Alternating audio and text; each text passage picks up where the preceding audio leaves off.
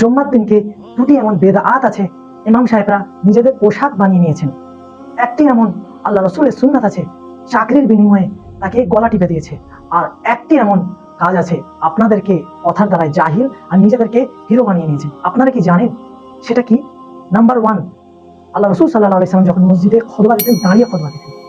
বসে খুতবা দেওয়া সম্পূর্ণ বেদআত কাজ, আল্লাহ রসুলের বিরোধিতা করলো।